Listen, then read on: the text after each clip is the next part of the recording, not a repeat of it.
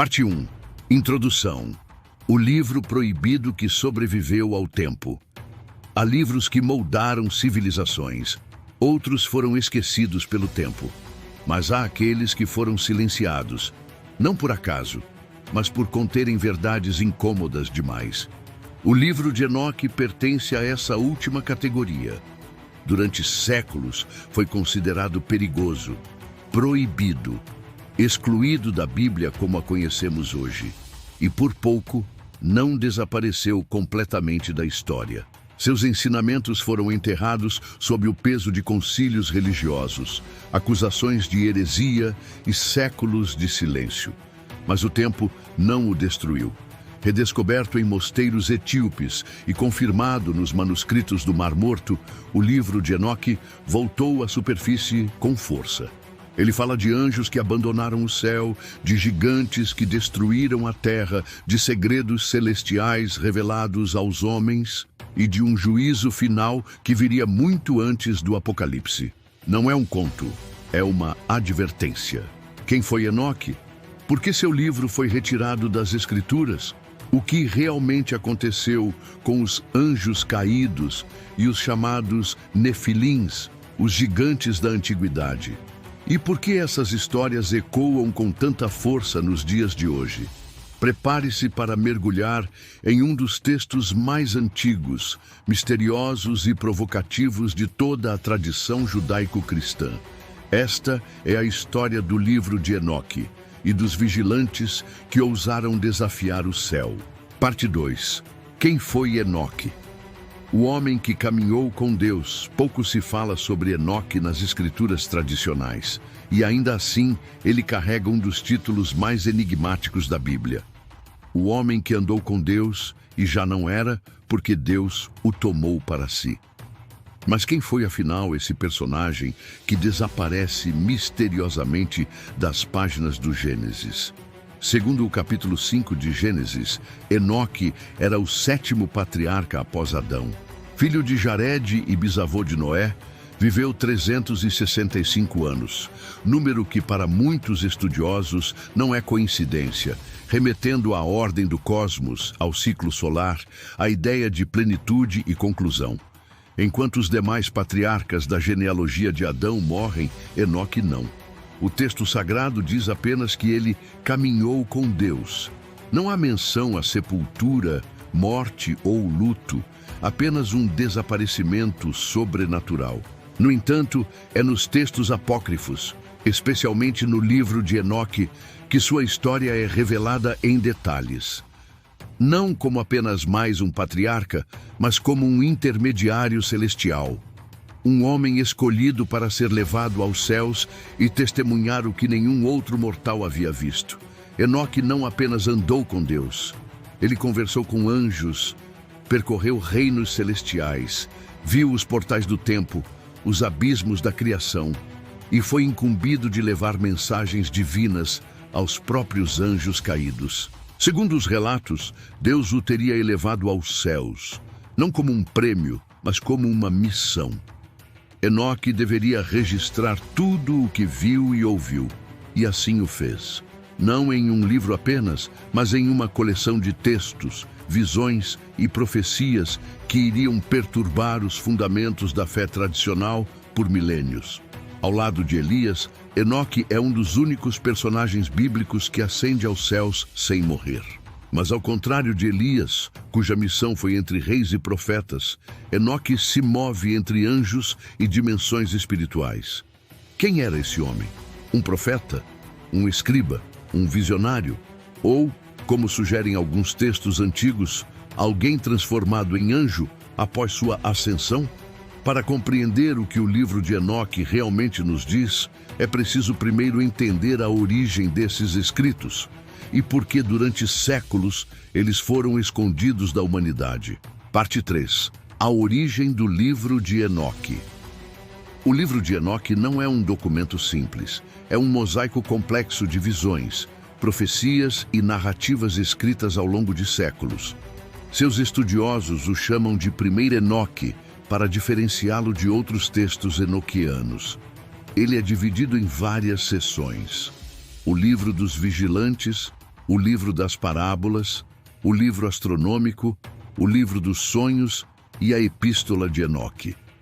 Cada parte mergulha em temas distintos, de rebelião angelical a calendários celestes. Mas quando ele foi escrito, a maior parte dos estudiosos data suas sessões principais entre o século III a.C. e o I d.C. Em outras palavras, é um texto intertestamentário, escrito na época em que o judaísmo vivia transformações profundas, sob domínio grego e romano. O idioma original incluía o aramaico, a língua franca da Palestina, e partes em hebraico. Mas a versão mais preservada, e por muito tempo única, estava em ge'ez, o antigo idioma da Etiópia.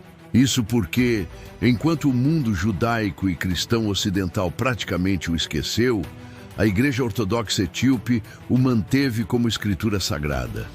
Para eles, Enoque nunca foi apócrifo. Era parte oficial do cânone bíblico. Essa exclusão do restante do mundo cristão ocorreu aos poucos. As primeiras comunidades cristãs liam o livro de Enoque com atenção. O Novo Testamento contém ecos claros dele, especialmente na Epístola de Judas, que cita Enoque textualmente. Mas ao longo dos séculos, à medida que a Igreja se institucionalizou, decisões de concílios e pressões políticas filtraram quais livros seriam considerados inspirados. O livro de Enoque era ousado demais. Falava de anjos caídos com detalhes, descrevia um Messias pré-cristão como filho do homem e contava histórias desconfortáveis sobre a origem do mal. Assim, foi lentamente banido dos cânones judaico e cristão. Parecia perdido até o século XVIII, quando missionários na Etiópia encontraram cópias do texto em ge'ez e o trouxeram para a Europa. A confirmação definitiva veio no século XX, com a descoberta dos manuscritos do Mar Morto em Qumran, que incluíam fragmentos em aramaico do livro de Enoque. Essas descobertas provaram o que antes era apenas hipótese. O livro de Enoque não era uma invenção medieval etíope, mas uma obra judaica antiga, lida antes mesmo do nascimento de Jesus. Um texto que se espalhou, foi rejeitado, esquecido e, ironicamente, preservado pelos fiéis mais distantes do centro do poder cristão. Para entender por que foi considerado tão perigoso, é preciso agora conhecer seus personagens centrais, os vigilantes. Parte 4. Os vigilantes, os anjos que vigiaram e caíram. No coração do livro de Enoque está um enredo poderoso e inquietante, a rebelião dos anjos, conhecidos como vigilantes. Mas quem eram eles? Na tradição judaica antiga, os vigilantes, em hebraico irim, os observadores, eram anjos encarregados de vigiar a terra. O próprio termo sugere uma função de supervisão divina. Eles não eram meros mensageiros, eram guardiões. O livro de Enoque conta que esses anjos se estabeleceram no Monte Hermon, uma montanha real que marca a fronteira entre o Líbano, a Síria e Israel. Era para eles o ponto de contato com o mundo humano. Ali, sob liderança de Semiasa, um príncipe angelical, cerca de 200 anjos fizeram um pacto. O texto descreve uma cena quase ritualística. Eles juram solenemente que todos participarão do plano, para que nenhum possa voltar atrás e denunciar os demais. E qual era esse plano? Tomar esposas humanas. O livro descreve sem pudor. Os vigilantes se apaixonaram pelas filhas dos homens. Não como inspiração pura ou vigilância distante, mas com desejo carnal. Desceram para possuir mulheres humanas, quebrando as ordens celestiais e os limites entre o divino e o terreno. Essa união proibida produziu uma consequência terrível: os nefilins, os gigantes. Mas antes de falarmos deles, vale sublinhar um aspecto essencial. O livro de Enoque não apresenta essa queda como um acidente ou sedução unilateral. É um motim deliberado, uma rebelião contra as regras divinas. Esses anjos sabiam que suas ações trariam consequências cósmicas, mas decidiram mesmo assim. A narrativa do livro de Enoque é, portanto, muito mais detalhada do que o breve trecho de Gênesis 6. Viram os filhos de Deus que as filhas dos homens eram formosas e tomaram para si mulheres de todas as que escolheram. Em poucas linhas, Gênesis resume o que Enoque expande em capítulos inteiros. Por isso, muitos consideravam o livro de Enoque perigoso. Ele explicava demais. Ele colocava nomes, intenções e lugares reais na história dos anjos caídos. Para a tradição oficial, era mais seguro manter o mistério, mas Enoque não silencia. Ele revela como esses anjos quebraram as fronteiras sagradas e mudaram para sempre o destino da Terra. Parte 5. O nascimento dos Nefilins. Gigantes, caos e corrupção. Quando os vigilantes tomaram esposas humanas, a consequência foi uma prole antinatural, os Nefilins. O termo Nefilim aparece na Bíblia hebraica em Gênesis 6 e em Números 13. Traduzido como gigantes em muitas versões, seu significado literal pode ser caídos ou os que fazem cair. Mas o livro de Enoque não deixa margem para metáforas poéticas. Ele descreve os nefilins como gigantes violentos, com apetite insaciável, destruindo tudo ao seu redor. E eles devoravam o trabalho de todos os homens. E quando os homens não conseguiam mais sustentá-los, os gigantes se voltaram contra eles para devorá-los. 1 Enoque 7:4. Era um mundo mergulhado em violência e corrupção. A criação original, feita para ser muito boa, agora se deformava. A ordem divina era quebrada. Enoque descreve os nefilins como monstros de carne e sangue, mas também como símbolos de decadência moral. Eles ensinaram os homens a guerra, transformaram conhecimentos celestiais em ferramentas de destruição. Essa narrativa ecoa em outras culturas antigas. Nos mitos sumérios, os Apkallu, semidivinos, que ensinaram segredos proibidos. Nos contos gregos dos titãs e gigantes que desafiaram os deuses. Nas lendas mesopotâmicas dos Refaim e Anakim, povos gigantes que inspiraram medo em Israel. O livro de Enoque não apresenta esses paralelos como coincidências. Ele pinta um quadro global de corrupção. Os vigilantes ensinaram feitiçaria, metalurgia para armas, astrologia usada para controlar o destino, cosméticos para sedução, escrita para falsidade. Em outras palavras, transformaram dádivas divinas em instrumentos de destruição. A terra, segundo Enoque, gemeu. Essa corrupção total é o pano de fundo para algo maior, o dilúvio bíblico. Em Gênesis, o motivo do juízo é a maldade dos homens, que se tornou grande na terra. O livro de Enoque diz que essa maldade tem causa clara: a rebelião dos vigilantes e o nascimento dos nefilins. Deus não destruiu a terra apenas por causa dos homens, mas por causa de um mundo contaminado por alianças proibidas entre céu e terra. Esse detalhe muda tudo. Ele oferece uma explicação mais sombria e complexa para o dilúvio e ajuda a entender por que as autoridades religiosas preferiram esquecer esse livro. Mas Enoque não para por aí. Ele revela quais segredos celestiais os vigilantes ensinaram e por que isso foi tão perigoso. Parte 6. Os segredos celestes, revelados aos humanos. Um dos elementos mais fascinantes e perturbadores do livro de Enoque é o relato dos conhecimentos que os vigilantes trouxeram à Terra. Para muitos leitores modernos, essas revelações soam como avanços civilizatórios, mas para o autor do texto eram corrupções puras. O líder rebelde, Azazel, recebe destaque especial. O texto o acusa de ensinar os homens a fabricar espadas, facas, escudos e couraças. Em outras palavras, a arte da guerra. E Azazel ensinou aos homens a fazer espadas, facas, escudos e couraças, e fez ver a eles o que é do ouro e como trabalhá-lo. 1 Enoque 8:1. Outro anjo, Cocabel, ensinou astrologia e os movimentos das estrelas. não para conhecimento puro, mas para prever e manipular o destino. Senjasa, o líder, ensinou encantamentos, feitiços, cortes de raízes e plantas medicinais, não para cura, mas para bruxaria. Outros anjos ensinaram o uso de cosméticos e adereços para sedução, revelando uma crítica moral clara. Até a vaidade foi elevada ao patamar de corrupção.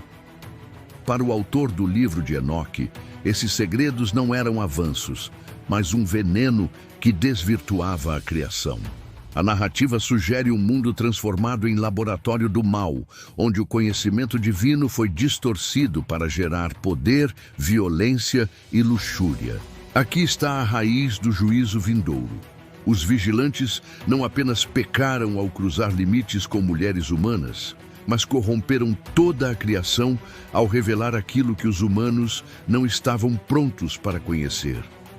Esse tema ecoa em outras tradições. O mito de Prometeu, que roubou o fogo dos deuses. As histórias gnósticas do conhecimento proibido que liberta, mas também escraviza. As tradições judaicas posteriores que condenam magia e adivinhação. O livro de Enoque transforma essas lendas em denúncia. O conhecimento mal empregado é pecado cósmico. Para o autor, esses ensinamentos justificam a ira de Deus e a necessidade de um juízo catastrófico. Mas antes que o castigo viesse, há um detalhe surpreendente. Os vigilantes tentaram negociar o perdão.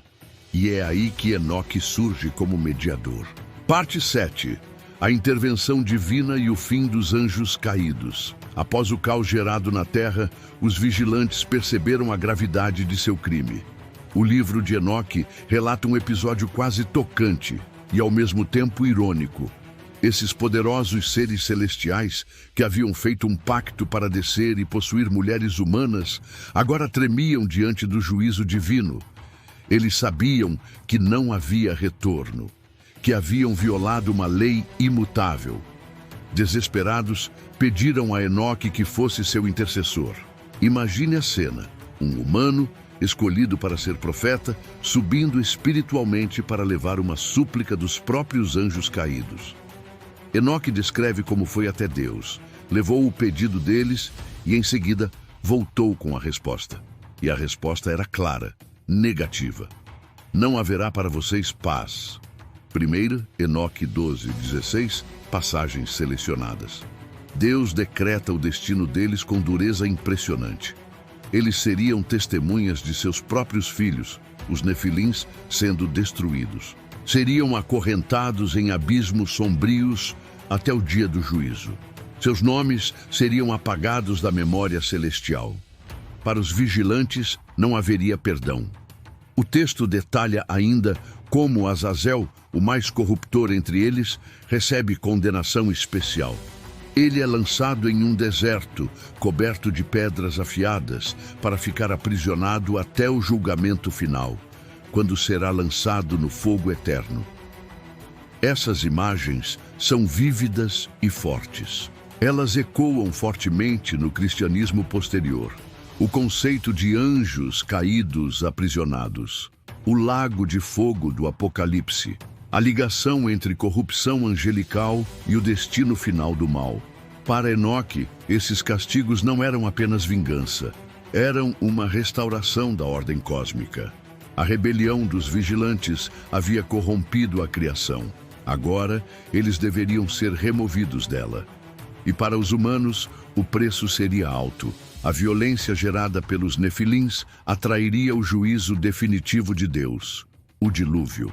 O livro de Enoque sugere que Noé sobreviveu não apenas por sua justiça, mas porque era necessário purificar o mundo da corrupção angelical.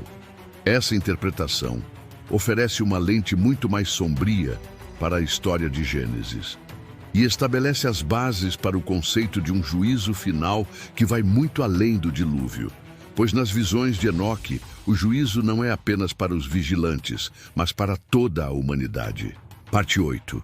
O grande juízo final. O livro de Enoque não é apenas uma crônica sobre anjos caídos e gigantes. Ele é, acima de tudo, uma advertência sobre o fim. Enquanto a Bíblia canônica reserva ao Apocalipse de João a visão mais detalhada do juízo final, o livro de Enoque oferece uma versão muito mais antiga e assustadoramente parecida. Em suas visões, Enoque é conduzido por anjos através dos céus. Ele vê lugares de castigo e de recompensa. Observa prisões eternas para espíritos rebeldes. Contempla tronos celestiais e registros de todos os atos humanos. É um julgamento cósmico, não restrito a uma nação ou época. Enoque descreve o destino reservado para os vigilantes: abismos sem luz, correntes inquebráveis e um fogo que os consumirá no dia determinado. Mas ele também fala sobre os ímpios humanos. E todos os maus serão destruídos. Não haverá para eles misericórdia nem salvação. 1 Enoque 5:6. O texto pinta um retrato de justiça absoluta. Cada ação humana será pesada. Nenhum crime ficará impune. Os justos serão separados dos ímpios. Para o leitor moderno, esses elementos soam familiares. A ideia de um tribunal divino ressoa em outras partes da Bíblia, como no livro de Daniel ou no Apocalipse. Mas há algo mais no livro de Enoque. Ele descreve um sistema moral universal. Não se trata apenas de Israel ou de um pacto específico com Deus. A criação inteira será julgada.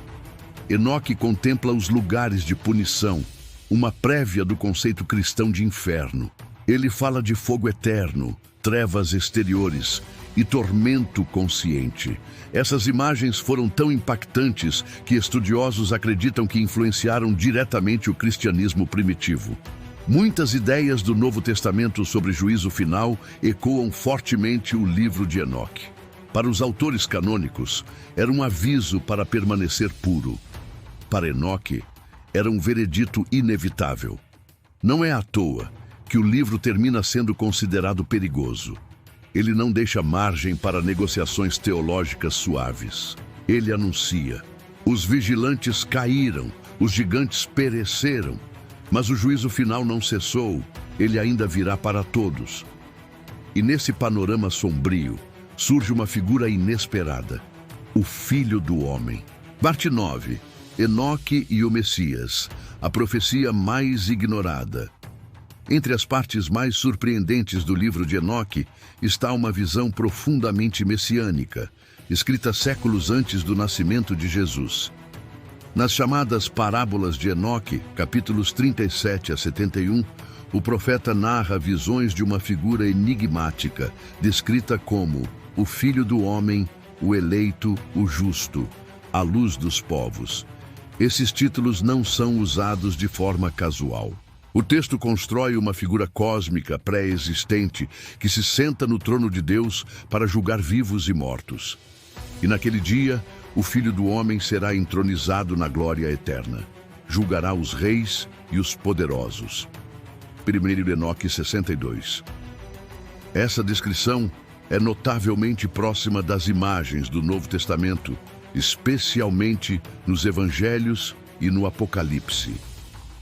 No Evangelho de Mateus, por exemplo, Jesus refere-se a si mesmo como o Filho do Homem que virá em sua glória para julgar as nações.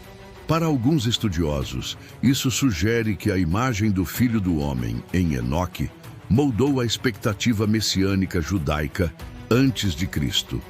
Mas isso também torna o livro controverso. Para as autoridades judaicas posteriores, as parábolas de Enoque eram suspeitas. Falavam de um Messias pré-existente, quase divino, que dividia o trono com Deus. Uma ideia que se chocava com um monoteísmo estrito. Para cristãos ortodoxos, curiosamente, o livro era bom demais, porque se parecia demais com as afirmações cristãs. Usá-lo era dar munição aos hereges, especialmente gnósticos, que também amavam o texto. Assim, para ambos os lados, havia motivos para empurrá-lo para as sombras, mas ele não desapareceu. Na Etiópia, continuou sendo lido como profecia clara do Messias. Para os monges etíopes, Enoque não foi apenas um profeta, foi o primeiro verdadeiro visionário cristão. Para outros estudiosos modernos, ele é um documento fascinante que revela como o conceito de Messias evoluiu no judaísmo, desde um rei humano até um juiz cósmico. Seja como for, uma coisa é certa. O livro de Enoque contém uma das profecias messiânicas mais antigas e mais ignoradas de toda a tradição judaico-cristã. E ainda guarda outro mistério. Como um livro tão influente conseguiu desaparecer quase completamente do mundo ocidental por quase 1500 anos. Parte 10. O legado do livro de Enoque. Poucos livros sagrados têm um destino tão intrigante quanto o livro de Enoque. Escrito há mais de 2000 anos, lido pelos essênios de Qumran, citado por autores cristãos primitivos, e depois banido, escondido e quase esquecido. Por quê? Porque ele era perigoso. Para os judeus rabínicos, falava demais dos anjos caídos. Introduzia ideias quase mitológicas sobre os vigilantes e os nefilins. Para os cristãos ortodoxos, havia outro problema. As parábolas de Enoque descreviam um filho do homem pré-existente, entronizado com Deus. Isso se encaixava tão bem no cristianismo que era impossível ignorar e impossível admitir sem questionamentos sobre doutrina, cânone e heresia. Para as autoridades eclesiásticas, a solução foi o silêncio. Mas o silêncio não destruiu o livro. Na Etiópia, ele se tornou parte do cânone oficial. Copiado em mosteiros isolados, recitado por monges e guardado com devoção. No Ocidente, ressurgiu quase como uma lenda. Missionários europeus que chegaram à Etiópia no século XVIII ficaram surpresos ao descobrir manuscritos em ge'ez. E ainda mais chocados quando perceberam que esse texto estava ausente de todas as Bíblias ocidentais. A confirmação definitiva chegou com os manuscritos do Mar Morto. Em meados do século XX, arqueólogos encontraram fragmentos aramaicos de Enoque em cavernas próximas a Qumran. Essas descobertas provaram: o livro de Enoque era antigo, pré-cristão. Foi lido por judeus durante o período do Segundo Templo. Inspirou ideias presentes no Novo Testamento. Hoje, ele é estudado não apenas por teólogos, mas também por arqueólogos, historiadores e até escritores de ficção. Para os estudiosos, ele oferece uma janela para o judaísmo do Segundo Templo. Para religiosos, é um alerta sombrio sobre o preço do conhecimento corrompido. Para místicos, é um mapa de segredos celestiais e profecias não cumpridas. Em última análise, o livro de Enoque sobreviveu porque fala de temas universais: poder, rebelião, corrupção, julgamento e esperança. E porque levanta uma pergunta desconfortável para todos os que leem suas páginas: quais verdades estamos dispostos a enterrar e quais estamos prontos para enfrentar? Conclusão: o livro que não pode ser ignorado. Ao longo dos séculos, o livro de Enoque foi copiado em segredo, lido com reverência e finalmente redescoberto. Ele nos conta de anjos que ousaram cruzar limites sagrados, de gigantes que destruíram o mundo, de um profeta que caminhou com Deus e viu o destino final da criação. Fala de conhecimento que salva e destrói, de justiça absoluta, de um Messias pré-anunciado. Mais do que um apócrifo esquecido, ele é um aviso de que a história da humanidade é sempre marcada por escolhas e consequências. De que o mal muitas vezes nasce do desejo de saber demais, rápido demais. E de que, no final, ninguém escapa do julgamento. O livro de Enoque pode ter sido excluído do cânone, mas não pode ser ignorado. Ele sobreviveu ao tempo para que pudéssemos perguntar: estamos preparados para o que ele tem a dizer? Se você quer mais histórias como essa, profundas, misteriosas e cheias de significado, inscreva-se no Histórias Bíblicas Épicas. Deixe seu like, comente o que achou desse vídeo e compartilhe para espalharmos essas narrativas esquecidas. Até o próximo capítulo dessa jornada pelo sagrado e o oculto.